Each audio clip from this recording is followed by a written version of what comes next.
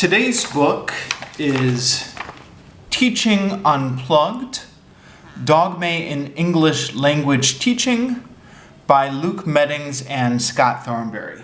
Now, fair warning, this is a book for professional development for English language teachers.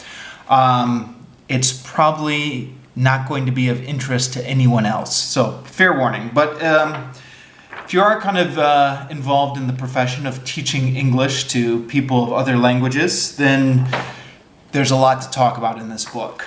So I guess why don't I start at the beginning and kind of say why I ended up reading this book. This is kind of a well-known book. It's relatively recent, was published in 2009, I believe. At my work, we've got a bit of a book club going, kind of a book club for reading professional development. And we've been generally trying to stick to the books that are recommended for the Delta. This is one of the qualifications for English language teachers as a big, long reading list. This book, somebody said, at the end of last meeting, somebody said, "Is it okay if I recommend a book that's not on the reading list?" And we said, yeah, why not? You know, live dangerously.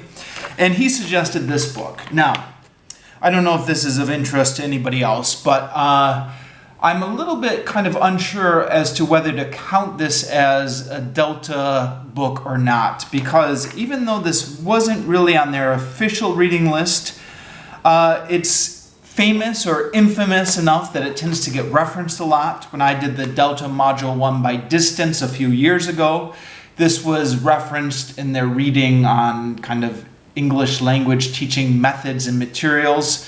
Like, they didn't recommend you read the book, but they kind of referenced the book as kind of one of the methods out there. I think, I haven't done Delta Module 2 yet, but I think you are encouraged to do an experimental lesson in which people often do Dogma. So even though I couldn't find this on the list of recommended books, I think I'm going to count this as a recommended book for Delta anyways. I don't know. Anyways, kind of moving on to the book. What is this? So probably maybe if you clicked on this review, you're already familiar with this, but I'm going to kind of start from the beginning and explain this anyways. What is Dogma? So the word actually comes apparently from a movement in filmmaking. Way back in 1995, there were some Swedish filmmakers who were concerned that modern cinema was so obsessed with special effects that they had kind of completely forgotten how to tell a story focused on actual characters. So kind of maybe in an overreaction against this, they said, okay, we're going to create a new film movement where there are no special effects and no props. So you go to a location, you start filming, and you can't use any special effects, and you can't use any props except what's naturally available at the film location.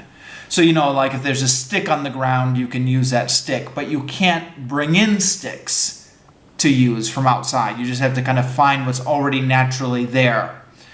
And I guess roughly at the same time, Scott Thornbury and Luke Meddings and kind of other teachers were kind of interested in were feeling frustration with how much of English language teaching was kind of driven by materials and textbooks and stuff like that. So they wanted to create an atmosphere where you don't bring in any outside materials. You just kind of walk into the classroom and you kind of react to what the learners are saying or what the learners want to do, and that's kind of the lesson. That's an oversimplification, but that's kind of the general idea. So they took the name Dogma from the Swedish filmmaker, what the Swedish filmmakers were doing. Now, what does Dogma mean? Apparently, it means dogma in Swedish. And why was it called Dogma in Swedish? I don't really know. I mean, my best guess is they were creating these kind of strict rules for a new school of filmmaking. So because it was a series of strict rules, they called it Dogma. Or maybe they were reacting against the dogma of the modern film industry. I don't know. I've never actually been able to figure that out. But they took the name Dogma because it means dogma in Swedish. This was a new school of film. And so Thornbury and Meddings and kind of their colleagues adopted it. And now the whole movement is named Dogma. To be perfectly honest, if I was kind of there at the ground level when this thing was starting, I would say, guys, let's choose a different name. Let's choose a name that we don't have to explain to people. Because like now, whenever you kind of get into the story, you have to say, okay, well, to understand what's going on, you have to go back to 1995 and there are a group of Swedish filmmakers. I think like the name has gotten too confusing. But that being said, I think if you teach English, if you're involved in kind of English language teaching circles, Dogma is popular enough that you do hear it over and over and over again. And kind of with any name, once you hear it over and over and over again, the name just becomes the name. And at a certain point, you stop worrying about where the name came from. Slight digression here. I used to teach with a guy back at my former school who was a real film buff. Like he was really into cinema and the art of cinema history and all this stuff.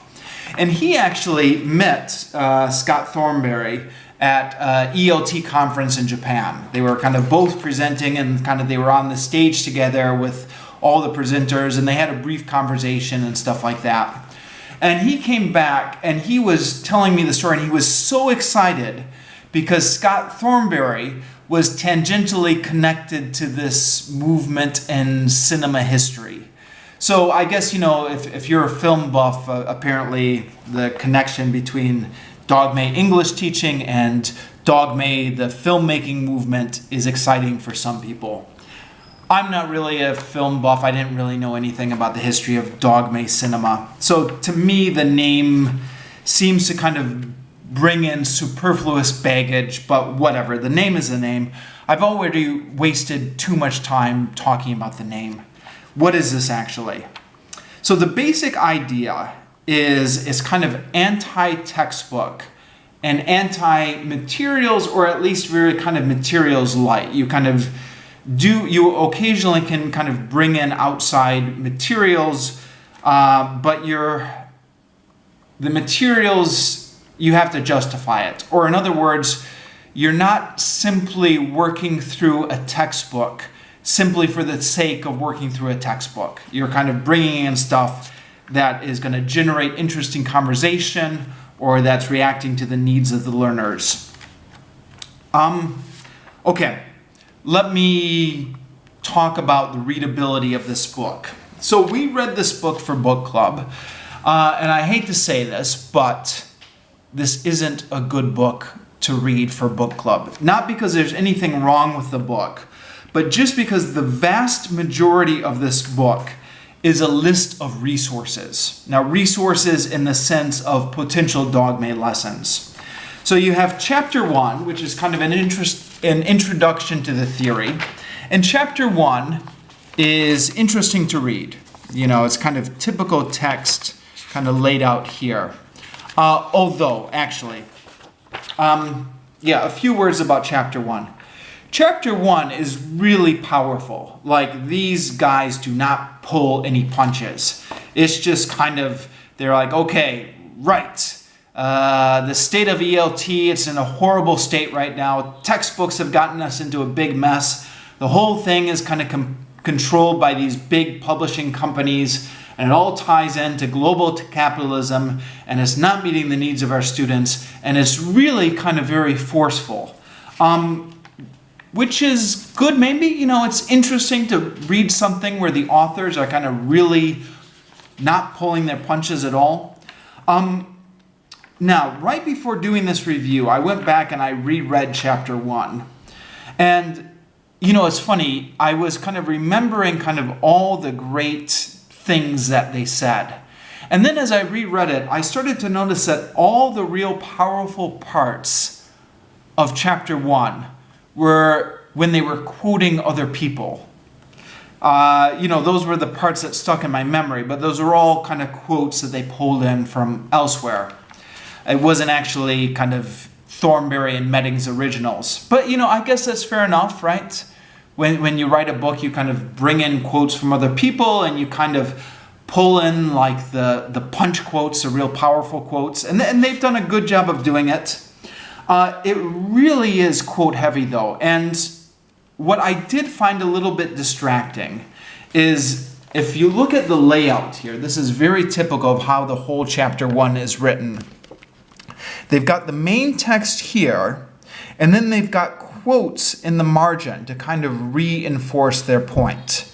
Now, there's even in the main text, they're quoting a lot from other authors. But in addition to that, they've got these quotes in the margin, and this is kind of true of like every page in chapter 1. It's filled with multiple quotes in the margin. Now, these quotes are really interesting, and again, they do a good job of pulling like really powerful quotes. It is kind of distracting to read though, right? Because you read and you're like, okay, do I read this first or do I read the quotes first? Like if I read the quotes first, then I'm not going to have a context for what these quotes are referring to. But then should I read this first? And like as you're trying to read this, your eye is naturally getting distracted by the quotes. So you're like, okay, I'll just go over and read the quotes a minute. And then you read the quotes, but then you kind of lose your place over here. And I don't know, maybe this is just me, but I did find that it kind of ruined the flow of the reading experience to kind of constantly being going back to these quotes. And it did, I'm a little bit worried that I kind of came away from it. And I didn't get the whole flow of the argument because I was going back to the quotes and kept getting distracted by the quotes in the margin. I don't know if this is the best way to format a text, but it was interesting. They did have a lot of interesting quotes here. Okay, so that's chapter 1, and that's quite interesting. And I'll come back to it in a little bit maybe because there was a number of really interesting things to talk about when they get to chapter 1. But just kind of skipping ahead now to talk about the readability of the book. The bulk of the book, once you get past chapter 1, is actually not something you're supposed to read straight through. It's a list of kind of topics to use in Dogma lessons. So, how I got my name, topic to talk about. Always, sometimes, never. Topics to talk about.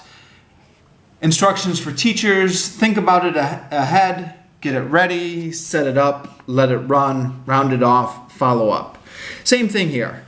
Same time, different day. This is a topic. Think about it ahead, get it ready, set it up, let it run, round it off. Variation here.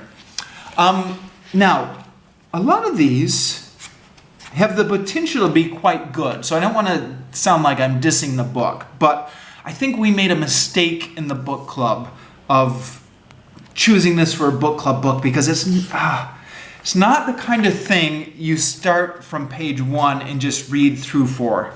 It's much better used as a resource. So kind of flip through it, find an interesting topic, try it out in your class, reflect on how it went, talk about it with a colleague. Next week, maybe kind of try out something different. I think that's how you would use this book. To kind of read through it from cover to cover is not the best way to read through this book. That being said, because we had chosen this as a book club book, and because I've got a certain personality, I like to kind of finish things for a book club book, I did actually read through this cover to cover. And I had a hard time getting through this kind of the last day before the book club meeting. I just went to a coffee shop and I said, right, I'm not leaving this coffee shop until I've kind of finished this book. Oh, but it was so boring to read through it cover to cover. That's not the author's fault. Maybe that's my fault for attempting to read through it cover to cover. But for whatever it's worth, for whatever bragging rights I get out of this, I did actually finish the whole thing. I'm not sure how much of it I absorbed, but I did kind of read through the whole thing. And then we met up at the book club meeting, and there were a couple other people who maybe have a similar personality to mine, and they read through the whole thing. The person who suggested the book said, guys, I'm really sorry I suggested this. And I said, well, it's okay. Kind of when you read professional development books, especially kind of professional development books for English language teaching, a lot of the books on our book list actually are struggles to read straight through. So it's not only this book. So I think kind of to fully absorb this book, it's not best to read it through. You should kind of take the lessons, try them out, reflect on them, kind of change things, run variations, talk about how individual things work. I have not actually done that yet. And as of this filming, I wanted to just kind of, having read the whole book, I wanted to just kind of film the book review, kind of get my thoughts out, and then maybe go back and kind of try these out. And maybe after 6 months or a year, when I've kind of worked through most of these activities, maybe I'll do a follow-up. I don't know. So at the moment, I'm kind of only just kind of giving a more of a superficial reflection on the book. Just kind of keep that in mind. Okay, right. So what to talk about? There is actually a lot to talk about in here. Chapter 1, why don't I start with Chapter 1? Chapter 1, they really make the case that English language teaching as an industry is completely dominated by big textbooks, and that big textbooks suck. For a few different reasons. One is that there's this whole industry behind textbooks. And another thing, they kind of get into this. They say this textbook industry is kind of connected to global capitalism, both kind of as a business model, because it is a huge business now, but just kind of the messages these books are sending. They said they're kind of, everything in these books is projecting like a middle class idealism. So where's the quote? This is a quote from somebody else. All the best things in Chapter 1 are quotes they borrow from somebody else. But it's Gillian Brown, and she noticed 25 years ago that these course books promote a kind of English she called cosmopolitan English, because it assumes a materialistic set of values in which international travel, not being bored, positively being entertained, having leisure, and above all, spending money casually and without consideration of the sum involved in pursuit of these ends are the norm. And then a little bit further down on the same page, it says, another quote from Pennycook, who identified the forms of culture in the English language classroom and knowledge as essentially being Western, capitalistic, and neo-colonialist. The most concrete embodiment of these forms of culture and knowledge is, of course, the textbook. Now, this may be an exaggeration a little bit, because certainly not every lesson and every course book is reflecting on this, kind of reflecting on a lot of the lessons I've taught. I don't think that's true of all of the lessons I've taught, but it is certainly true of some of them. And I think it's true that the course book has some lessons that lean that way to a certain extent. Also, kind of something I'm noticing, especially now that I'm in Southeast Asia, is how much the English language industry is kind of intertwined with global capitalism, because students are learning English because they want to participate in global business, which is why so many of the textbooks, especially the adult textbooks, focus so heavily on business English. The textbooks I teach out of, not every lesson is business English, but there's usually a couple lessons in every unit that are focused on business English. For the kids' classes, that's kind of more towards a shift towards exam English. The assumption that you're learning English so you can pass the exam, so you can kind of get into the best school. For the adult classes, the assumption is that you're learning English so you can get a promotion at your company, which is kind of depressing for the English language teacher, because a lot of us, I guess myself included, are kind of coming at this from the perspective of, broaden your horizons, get exposed to different points of view, get exposed to new literature and new ways of thinking, and Orwell and Chomsky and kind of all the philosophy and literature that's at your fingertips when you learn a new language. And the course books are so heavily focused on exams and business English. But to be fair, certainly this is true in my area of the world. I think this is true in a lot of areas of the world. This is what the students want.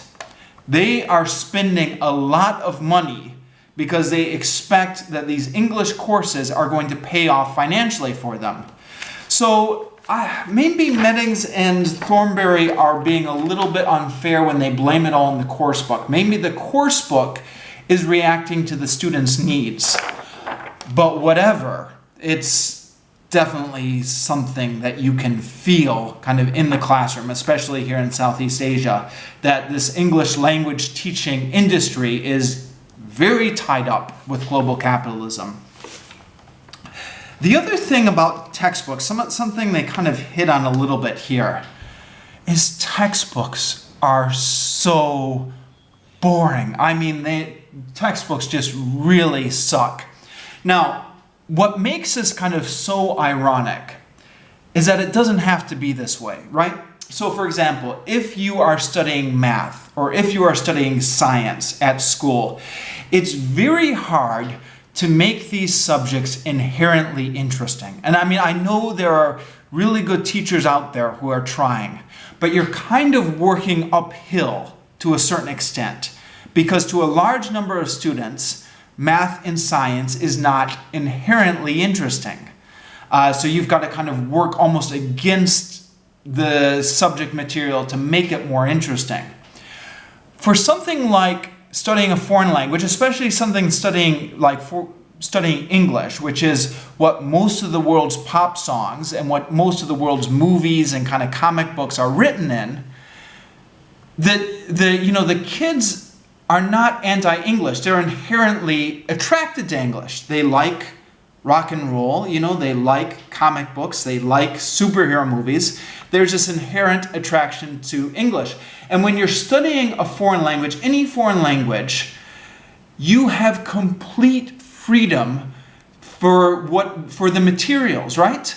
Like, you don't have to study global warming in English. You can read about superheroes in English. You can read about dragons and princesses and knights in shining armor in English. You can read about, double secret agent spies and espionage in English. You can read all about these things in English, and all of those could provide the reading and listening practice. But what do the textbooks do? Oh, the textbooks are so boring. It's like they're trying to be boring on purpose. Now, I'm worried I'm going to get in trouble by kind of naming and shaming specific textbooks, but look at this. Look at this, Tunnels and Bridges. This is the reading for a group of children who are studying English, children. And if this is just one example, most of them are like this. There's like the history of newspapers, or like the history of audio recordings, how you go like from phonographs to polygraphs to record players, was the reading topic and one of the textbooks I was using. And if you were trying to make these kids hate English, how could you do any better? Like, what are they doing? And you say, okay, open up to the textbook on page 40, we're going to read about tunnels and bridges. And the kids say, oh, I don't want to, I hate the textbook. And yeah, you could study English through whatever medium or story you wanted to. And the textbooks are using tunnels and bridges.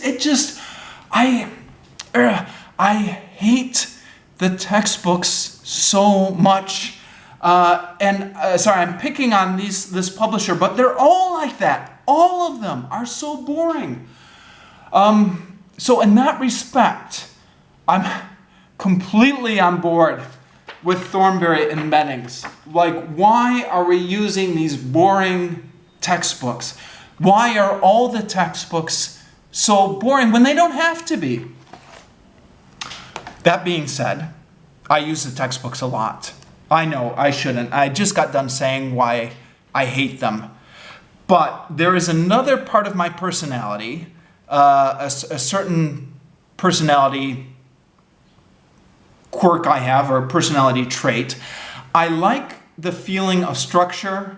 I like the feeling of completeness, like, okay, we've gotten to the end of the unit, we've done everything in the unit, you have learned, or at least you have been exposed to these vocabulary and these grammar points, and we've kind of checked everything off, and now it's time to go on to the next unit.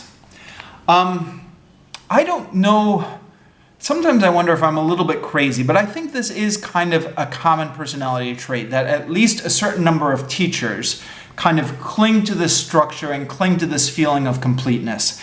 And I think it's also true of a certain amount of students, especially kind of when you get into adult students, kind of adult students who kind of have more of a feeling of ownership of their own learning, where they want to have this feeling of completeness of kind of working through a textbook.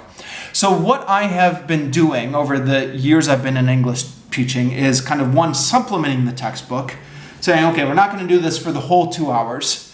The first hour, I'm going to give you kind of a story that I think is more interesting, but we'll do this for the second hour. And also, you know, this is very popular at my school. Teachers will kind of try to work against the textbook to see how they can make it more interesting. So you have the lesson on tunnels and bridges, and the teachers will say, okay, how can I make this fun? And they say, I know, I'll take the comprehension questions and I'll make them into a running dictation. So you have to kind of run outside the room to read the comprehension questions, and you have to run down and report it to your partner, and you make it into a game. And that's kind of creating a lot of extra work for the teacher, but, you know, kind of little kids need to do some kind of running around in the classroom anyways, maybe. And so we kind of justify it like that. We spend kind of a lot of work making the textbook more fun, even though the textbook is inherently boring. So yeah, I am kind of conflicted on that. The other problem with textbooks, which Meddings and Thornbury talk about a lot, is the grammar syllabus. So, you know, here's the grammar point for this unit. This is the present simple passive. Next is the grammar point for the next unit, which is the present perfect with ever and never. And Thornbury, he's talked about this in the other books. He says this is kind of the grammar McNugget point of view. Here's the grammar point for today. Practice it. Okay, now you've covered it. Here's the grammar point for next week. Okay, practice it. Now you've covered it. This is very appealing for people who like to kind of chart their progress, and is very good for textbook publishers who kind of sell this type of thing.